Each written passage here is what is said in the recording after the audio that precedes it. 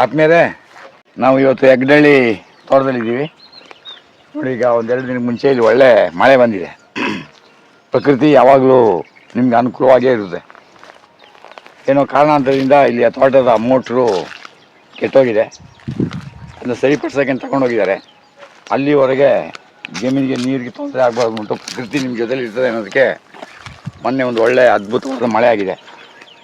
ಯಾವಾಗಲೂ ಅಷ್ಟೇ, ನಿಮ್ಗೇನು ಬೇಕೋ ಅದ್ರ ಬಗ್ಗೆ ಯೋಚನೆ ಮಾಡಿ ಸಕಾರಾತ್ಮಕವಾಗಿರಿ. ಪ್ರಕೃತಿ ಯಾವಾಗಲೂ ನಿಮ್ಮ ಜೊತೆಲೇ ಇರ್ತದೆ. ಇದ್ರ ಬಗ್ಗೆ ನಮಗೆ ಸಾವಿರಾರು ಉದಾಹರಣೆಗಳು, ಸಾವಿರಾರು ಎಕ್ಸಾಂಪಲ್ಸ್ ನಮ್ಮ ಹತ್ರ ಇದೆ. ಒಟ್ಟಿನಲ್ಲಿ ನಾವು ಅದನ್ನ ಬೇಕು ಅಂದ್ಬಿಟ್ಟು ಮನಪೂರ್ವಕವಾಗಿ ಮಾಡಬೇಕಷ್ಟೆ. ಈಗ ನೋಡಿ, ಇಲ್ಲಿ ಈಗಾಗಲೇ ಜೆಟ್ರೋಪ ಎಲ್ಲ ಭಾಳ ವ್ಯವಸ್ಥಿತವಾಗಿ ಬಂದಿದೆ ನೋಡಿ. ಸುಮಾರು 1-1.5-2 ತಿಂಗಳ ಹತ್ರ ಆಗಿದೆ, ಬಂದಿದೆ. ಈ ಕ್ರೋಟನೆಲ್ಲ ಚೆನ್ನಾಗಿ ಈಗ ಎಲ್ಲ ಚಿಗುರ್ತಾ ಇದೆ. ಆಮೇಲೆ ಇಲ್ಲಿ SBM ಅಷ್ಟೇ, ನಾವು ಹಾಕಿರೋದು SBM ಈ ಸೈಡಲ್ಲಿದೆ. ಅವರೇ ಮೊದಲು ಈ ಮಹಾಗನಿಯನ್ನು ಅದು ಹಾಕಿದರು. ಮಹಾಗನಿ ಗಿಡನೂ ಭಾಳ ವ್ಯವಸ್ಥಿತ ಚೆನ್ನಾಗಿ ಬರ್ತಾಯಿದೆ. ಈ ಕಡೆಲ್ಲ ಅಷ್ಟೇ, ಇಲ್ಲಿ ಜೆಟ್ರೋಪ ಭಾಳ ನೀಟಾಗಿ ಕ್ಲೀನಾಗಿ ಬರ್ತಾಯಿದೆ ನೋಡಿ. ಈ ರೀತಿ ಬರಬೇಕು. ನಮ್ಮ ತೆಂಕಳ್ಳಿ ತೋಟದಲ್ಲಿ ಇದೇ ಪೊಸಿಷನಲ್ಲಿ ಇದ್ದಿದ್ದು. ನಾವು ಮನೆ ನಿಮಗೆ ತೆಂಕಳ್ಳಿ ತೋಟದಲ್ಲಿ ತೋರಿಸಿದ್ವಲ್ಲ, ಇದೇ ಪೊಸಿಷನಲ್ಲಿ ಇದ್ದಿದ್ದು. ಈ ರೀತಿ ಬರಬೇಕು.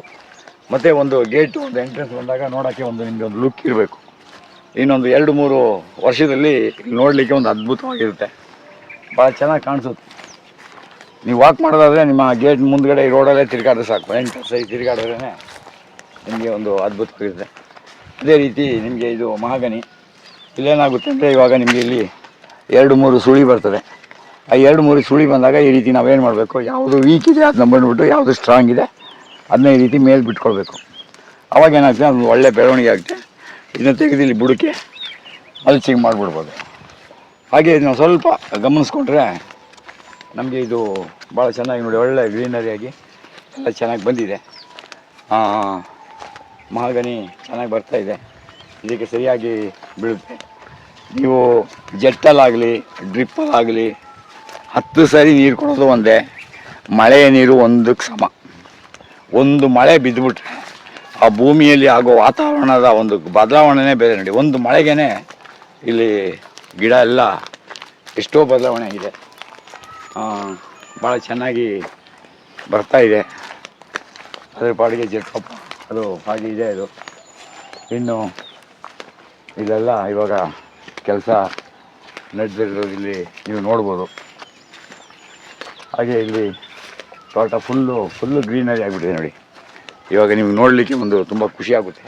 ಇಲ್ಲಿ ಎಂಟ್ರೆನ್ಸ್ನಲ್ಲೆಲ್ಲ ನಾವು ಇಲ್ಲಿ ಪಾರಿಜಾತ, ಆಮೇಲೆ ಇಲ್ಲಿ ಔಷಧಿ ಗಿಡಗಳಾದಂಥ ನಮ್ಮ ಕಾಡು ಬಸಳೆ, ಕಿಡ್ನಿ ಸ್ಟೋನ್ ರಿಮೂವಲ್ಗೆ ತುಂಬ ಒಳ್ಳೆ ಗಿಡ. ಪ್ರತಿ ಮನೇಲೂ ಇರಬೇಕಂತ ಇದೊಂದು ಗಿಡ, ಪ್ರತಿ ಮನೇಲಿ ಇರಬೇಕಿತ್ತು ನೋಡಿ. ಇದೊಂದು ಎಲೆ ತೆಗೆದು ನಾವು ಏನಿಲ್ಲ ತೊಳೆಯೋದು, ಗಿಡದೇನಿಲ್ಲ, ಕೈಯಲ್ಲಿ ಹಿಂಗೆ ಇಟ್ಕೊಂಡು ನೇರವಾಗಿ ಬಾಯಲ್ಲಿ ಹಾಕೊಂಡು ನಾವು ತಿಂದ್ಬಿಡ್ಬೋದು, ಅದರಲ್ಲಿ ಏನು ತೊಂದರೆ ಏನಿಲ್ಲ. ಹಾಗೆ ಇಲ್ಲೆಲ್ಲ ನಾವು ಅದನ್ನು ಇಲ್ಲಿ ಹಾಕ್ಕೊಂಡಿದ್ದೇವೆ. ಹಾಗೆ ಒಂದು ಇಷ್ಟಾಗಲೇ ಜಾಗವನ್ನು ಸಮೇತ ಇಲ್ಲಿ ನಾವು ಫ್ರೀಯಾಗಿ ಇದ್ದೇವೆ. ಬಾರ್ಡ್ರಲ್ಲೆಲ್ಲ ಇದು ಗುಳಿಸಿಡ ಇದೆ. ಅಗಸೆ ಇಲ್ಲಿ ಬರುತ್ತೆ. ಈ ಅಗಸೆನೇ ಓಲೋ ಥರಂಥದ್ರಲ್ಲಿ ಗಿಡಗಳು ಈ ಥರ ಇರ್ತವೆ. ನಮಗಿದು ಗೊತ್ತಾಗೋದಿಲ್ಲ. ಇದನ್ನ ಮೆಲ್ಲಿಗೆ ನಾವು ಹೀಗೆ ಮುಚ್ಚಾಕ್ಬಿಡ್ಬೇಕು. ಹೀಗೆ ಇದು ಅಗಸೆ ಗಿಡ ಥರನೇ ಕಾಣ್ತದೆ, ಬಟ್ ಅದು ಅಗಸೆ ಅಲ್ಲ, ಅದು ಬೇರೆ ಗಿಡ. ಇದೆಲ್ಲ ಅಗಸೆ ಗಿಡ ಥರನೇ ಕಾಣ್ತದೆ. ಇನ್ನೇನು ಮಾಡೋದು, ನಾವು ಕಟ್ ಮಾಡಬೇಕು. ಹಾಗೆ ಭಾಳ ಅದ್ಭುತವಾಗಿ ಬರ್ತಾಯಿದೆ. ಅಗಸೆ ಆಗಲೇ 2 ಅಡಿ ಹೈಟು ಬಂದಿದೆ. ಭೂಮಿ ಎಲ್ಲ ನೋಡಿ ತುಂಬ ತಂಪಾಗಿ ಭಾಳ ಚೆನ್ನಾಗಿ ನೋಡಲಿಕ್ಕೆ ಎಲ್ಲ ಹೂವೆಲ್ಲ ಬಂದು ಸುಮಾರು 1-1.5 ತಿಂಗಳಿಗೇ ನಮಗೆ ಇಲ್ಲಿಂದ ನಿಂತ್ಕೊಂಡು ನೋಡಿದ್ರೆ ಏನು ಕಾಣಿಸೋದಿಲ್ಲ ನೋಡಿ. ಎಲ್ಲ ಹೂವು, ಗೋಲ್ಡನ್ ಫ್ಲವರ್, ಚಿನ್ನದ ಹೂವು. ನಿಮಗೆ ನಮ್ಮ ಸೆಣಬುನಲ್ಲಿ ಬರೋ ಹೂವು ಚಿನ್ನದ ಹೂವು ಇದು. ಆಮೇಲೆ ನಮ್ಮ ಅವ್ರಿಕೆ ಗಿಡದಲ್ಲಿ ಬರುವಂಥದ್ದು ಚಿನ್ನದ ಹೂವೇನೆ, ಭಾಳ ಚೆನ್ನಾಗಿ ಬರ್ತವೆ. ಇನ್ನೊಂದು ಈ ವಾರದಲ್ಲಿ ನಾವೇನು ಮಾಡ್ಬೋದು, ಈ ನುಗ್ಗೆಯನ್ನು ಇನ್ನೊಂದು 1 ಅಡಿ ಬಂದ ಮೇಲೆ ಚಿವುಟ್ಬಿಟ್ರೆ ಅದ್ಭುತವಾಗಿ ಬರ್ತದೆ ನೋಡಿ. ಭಾಳ ಚೆನ್ನಾಗಿ ಬಂದಿದೆ ನುಗ್ಗೆ, ಭಾಳ ಸೂಪರಾಗಿದೆ ನುಗ್ಗೆ. ಹಾಗೆ ನಿಮಗೆ ನಾನು ಹೇಳ್ತಾ ಇರ್ತೀನಿ, ಅನೇಕ ನಮ್ಮ ಚರ್ಮ ವ್ಯಾಧಿಗೆ ಹೊಟ್ಟೆ ಅಶುದ್ಧವಾಗಿ ಹೊಟ್ಟೆ ಕೆಟ್ಟೋಗಿದ್ರೆ ಇದು ಇದಕ್ಕೆ ನಾವು ಇದನ್ನು ಸಾಧಾರಣ ಇದು ತುಂಬ ಒಳ್ಳೆ ಗಿಡ ಇದು ತುಂಬೆ ಹೂವು ಅಂತ ಹೇಳ್ತಾರೆ. ತುಂಬೆ ಗಿಡ ಇದು ತುಂಬ ಅದ್ಭುತವಾದ ಗಿಡ ಇದು. ಇದ್ರದ್ದು ಹೂವು ಸಮೇತ ಒಳ್ಳೆ ಕಷಾಯ ಮಾಡ್ಬೋದು. ಮತ್ತು ಇದ್ರ ಎಲೆ ಚೆನ್ನಾಗಿ ಒಂದು 8-10 ಎಲೆನ ಅರೆದ್ಬಿಟ್ಟು ನಾವು ಅದನ್ನು ಕಷಾಯನ ಅರೆದ್ಬಿಟ್ಟು ಅದ್ರ ರಸವನ್ನು 1 ಟೀ ಸ್ಪೂನಷ್ಟು ರಸವನ್ನು ಹೊಟ್ಟೆಗೆ ಕುಡಿದ್ಬಿಟ್ರೆ ನಮ್ಮ ಹೊಟ್ಟೆಯಲ್ಲಿರುವಂಥ ಎಲ್ಲ ಆ ಥರದ ಕಲ್ಮಶ ದೂರ ಆಗ್ತದೆ. ಜೊತೆಗೆ ಎಕ್ಸಿಮಾ ಅಂತ ಒಂದು ಕಜ್ಜಿಯಲ್ಲಿ ಆಗ್ತದೆ. ತುಂಬ ಮೈಯೆಲ್ಲ ಕೆಲವರಿಗೆಲ್ಲ ಚಿಕ್ಕ ಮಕ್ಕಳಾಗಿದ್ದಾಗ ನಮಗೆಲ್ಲ ಕಜ್ಜಿ ಆಗಿದೆ, ಅದಾಗ್ತದೆ. ಅದಾದಾಗ ಅದಕ್ಕೆ ಒಂದೇ ಒಂದು ಪರಿಹಾರ ಏನಪ್ಪ ಅಂದರೆ ಇದು ಎಲೆನ ಚೆನ್ನಾಗಿ ಅರೆದ್ಬಿಟ್ಟು ಮೈಗೆಲ್ಲ ಹಚ್ಚಿಬಿಟ್ಟು ಒಂದು 10 ನಿಮಿಷ ನಮ್ಮನ್ನೆಲ್ಲ ಬಿಸಿಲಲ್ಲಿ ಬಿಟ್ಬಿಡೋರು. ಬಿಸಿಲಲ್ಲಿ ಬಿಟ್ಬಿಟ್ರೆ ಆಮೇಲೆ ಅದು ವಾಸಿ ಆಗೋದು. ಆಮೇಲೆ ಹೊಟ್ಟೆ ಕಂಪ್ಲೀಟ್ ಕೆಟ್ಟೋಗಿದೆ 1 ಟೀ ಸ್ಪೂನಷ್ಟು ಅದ್ರ ರಸವನ್ನು ಬರೀ ಹೊಟ್ಟೆಗೆ ಕುಡಿದ್ಬಿಟ್ರೆ ಇಡೀ ಹೊಟ್ಟೆನೇ ಕ್ಲೀನ್ ಆಗಿಬಿಡೋದು. ಆಮೇಲೆ ನಮ್ಮ ಮಹಿಳೆಯರಿಗೆ ಮಾಸಿಕ ತೊಂದರೆ ಆಗುವಂಥ ಸಮಯದಲ್ಲಿ ಪ್ರತಿ ತಿಂಗಳು ಅವರ ಡೇಟ್ ಆಗೋಕ್ಕೆ 1-2 ದಿನಕ್ಕೆ ಮೊದಲು ಈ ಎಲೆಯ ರಸವನ್ನು ಕುಡಿದ್ಬಿಟ್ರೆ ಅವರಿಗೆ ಪೀರಿಯಡ್ಸ್ ಸಮೇತ ಕೂಡ ಭಾಳ ಅದ್ಭುತವಾಗಿ ಒಂದು ಸರ್ಕಲ್ ಭಾಳ ಚೆನ್ನಾಗಿ ಅವ್ರಿಗೆ ಆಗ್ತದೆ. ಅದರಲ್ಲೇನು ಏರುಪೇರಿದ್ರೂ ಆಮೇಲೆ PCOD ಸಮಸ್ಯೆ ಅಂತ ಹೇಳ್ತಿರಲ್ಲ, ಅದಕ್ಕೆಲ್ಲ ಭಾಳ ಅದ್ಭುತ ಇದೆ ಎಲೆಯ ಕಷಾಯವನ್ನು ಅರೆದ್ಬಿಡ್ಬೇಕು. ಹಸಿ ಎಲೆನೇ ಅರೆದ್ಬಿಟ್ಟು ಅದ್ರ ಜ್ಯೂಸನ್ನು ನಿಮ್ಮ ಮಿಕ್ಸಿಯಲ್ಲಿ ಆಗಲಿ ಅಥವಾ ಕಲ್ಲಲ್ಲಿ ಅರೆದ್ಬಿಟ್ಟು ಅದರ ರಸವನ್ನು ಹೊಟ್ಟೆ ಕುಡಿಯೋದು ತುಂಬ ಒಳ್ಳೆಯದು. ಆಮೇಲೆ ಇದ್ರದ್ದು ಎಲೆನ ಮೈಗೆ ರಸವನ್ನು ಹಚ್ಕೊಳ್ಳೋದು ಎಲ್ಲ ರೀತಿಯ ಕಜ್ಜಿಗೂ ಒಂದು ಪರಿಹಾರ. ಮತ್ತು ನಮ್ಮ ಕಡೆ ಎಲ್ಲ ಈಗಲೂ ಅಷ್ಟೇ, ಯಾರಾದರೂ ತೀರೋದ್ರೆ ಆಮೇಲೆ ಏನಾದರೂ ಹಸು ದನ ಏನಾದರೂ ನಮ್ಮಲ್ಲಿ ಸತ್ತೋದ್ರೆ ಅದನ್ನು ದಫನ್ ಮಾಡಿದ್ಮೇಲೆ ಅದು ತಲೆ ಹತ್ರ ಒಂದು ಗಿಡವನ್ನು ನಾವು ನೆಡ್ತೇವೆ, ತುಂಬೆ ಗಿಡವನ್ನು ನಾವು ನೆಡ್ತೇವೆ. ಈಗಲೂ ನಮ್ಮ ಹಳ್ಳಿ ಕಡೆ ಅದೊಂದು ಸಂಪ್ರದಾಯ ಹಾಗೆ ಉಳ್ಕೊಂಡಿದೆ. ಇದು ತುಂಬೆ ಗಿಡದ ಬಗ್ಗೆ ಇದೆಲ್ಲ ಕಡೆ ಸಿಗುತ್ತೆ. ನಿಮ್ಮ ತೋಟದಲ್ಲಿ ಸುಮಾರು ಒಂದು 60-70 ಥರದ ಔಷಧಿ ಗಿಡಗಳು ಯಥೇಚ್ಛವಾಗಿ ಯಾವಾಗಲೂ ಇರುತ್ತೆ. ನೀವೇನು ಮಾಡಬೇಕಂದ್ರೆ ರೌಂಡಪ್ ಅನ್ನೋ ವಿಷಯವನ್ನು ಹೊಡೆಯೋದು ಬಿಟ್ಬಿಡ್ಬೇಕು. ಆ ರೌಂಡಪ್ಗಿಂತ ಈಗ ಯಾವುದೋ ಫೇಸ್ಬುಕ್ ವಾಟ್ಸಪ್ಪಲ್ಲಿ ಆಗಾಗ ಓಡಾಡ್ತಾ ಇದೆ ನೋಡಿ, ಮರದ ಸುತ್ತ ಪೌಡರ್ನೆಲ್ಲ ಉದುರಿಸೋದು, ಅದು ಭಾಳ ಅಪಾಯ. ಅಂಥದ್ದನ್ನೆಲ್ಲ ಬ್ಯಾನ್ ಮಾಡಬೇಕು ಸರ್ಕಾರ.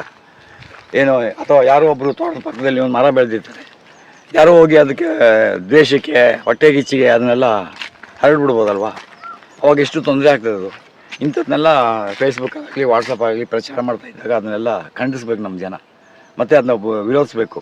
ಮತ್ತು ಸರ್ಕಾರ ಅಂಥದ್ದನ್ನೆಲ್ಲ ಬ್ಯಾನ್ ಮಾಡಬೇಕು, ಅಂಥದ್ದನ್ನೆಲ್ಲ ಪ್ರಚಾರಕ್ಕೆ ಬಿಡಬಾರ್ದು. ಯಾರೋ ಒಬ್ರು ಆಗದೇ ಇರೋರು ಯಾವುದಾದ್ರು ತೋಟದಲ್ಲಿ ಇರುವಂಥ ಗಿಡಗಳಿಗೆ ಬಿಸಾಕ್ಬಿಟ್ರೆ ಎಷ್ಟು ಕಷ್ಟ ಆಗ್ತದೆ. ಇದನ್ನೆಲ್ಲ ಸರ್ಕಾರ ಯೋಚನೆ ಮಾಡಬೇಕು. ಸರ್ಕಾರ ಯೋಚನೆ ಮಾಡಲೇಬೇಕು, ಯಾಕೆಂದರೆ ಪರಿಸ್ಥಿತಿ ಸರ್ಕಾರದ ಕೈಯಲ್ಲಿ ಇರೋದೆಲ್ಲ. ಅವ್ರು ಸ್ಟ್ರಿಕ್ಟಾಗಿ ಆ್ಯಕ್ಷನ್ ತಗೊಳ್ಳೋದು ಸಿಗತ್ತೆ ನೋಡಿ. ಹೀಗೆ ಇಲ್ಲಿ ಗ್ಲೀಸ್ ಇದೆಯಾ ಅಷ್ಟೇ, ಈ ಬುಡದಲ್ಲಿ ಈಗೆಲ್ಲ ಕ್ಲೀನಾಗಿ ಮಾಡ್ಕೊಂಡು ಹಿಂಗೆ ಬರ್ತಾಯಿದೆ. ಗ್ಲೀಸಿಗೆ ಇಲ್ಲಿ ಚೆನ್ನಾಗಿ ಬರ್ತಾಯಿದೆ, ಅದ್ರ ಪಾಡಿಗೆ ಅದು ಇರ್ತದೆ. ಹಾಗೆ ಇದು ನುಗ್ಗೆ ಇನ್ನೊಂದು 8 ದಿನದಲ್ಲಿ ನಾವು ನುಗ್ಗೆಯ ಸುಳಿಯನ ಮೇಲೆ ಇದನ್ನೆಲ್ಲ ಕಟ್ ಮಾಡ್ಬೋದು. ಗ್ಲೀಸಿಡ್ ಪಡೆಗೆ ಒಂದು ಲೈನ್ ಗ್ಲೀಸಿಡಿಯ, ಒಂದು ಲೈನಲ್ಲಿ ನುಗ್ಗೆ, ಇದು ಅಗಸೆ. ಅಗಸೆ ಇನ್ನೇನು ಭಾಳ ಬೇಗ ಬೆಳವಣಿಗೆ ಆಗ್ತದೆ.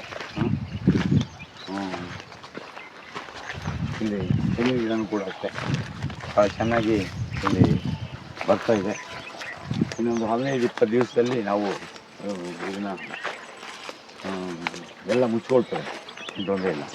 ಹೀಗೆ ನಾವು ತೆಂಗಿನ ತೋಟದಲ್ಲಿ ಈ ಗಿಡಕ್ಕೆ ಕೆಂಪು ತಲೆ ಹುಳ ಮತ್ತು ಕಪ್ಪು ತಲೆ ಹುಳ ಬಂದು ತಿಂದ್ಬಿಟ್ಟು ಈ ರೀತಿ ಬಾಣಲಿಯಲ್ಲಿ ನಾವು ಇದನ್ನು ಹರಳನ್ನು ಚೆಚ್ಚಿ ಈ ಥರ ಬಾಣಲಿಯಲ್ಲಿ ಇಟ್ಟಿದ್ದೀವಿ.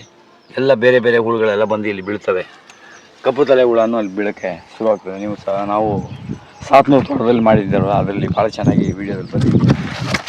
ಭೂಮಿ ಭಾಳ ತಂಪಾಗಿದೆ, ಒಳ್ಳೆಯ ಮಳೆಯ ಪ್ರಭಾವದಿಂದ ತೋಟ ಚೆನ್ನಾಗಿ ಡೆವಲಪ್ ಆಗ್ತಾಯಿದೆ. ಇನ್ನೇನಿಲ್ಲ, ಇನ್ನು ಭಾಳ ಬೇಗ ಸ್ಪೀಡಾದ ಬೆಳವಣಿಗೆ. ಇನ್ನು ಒಂದು ಮಳೆ ಬಿದ್ದರೆ ಸಾಕು.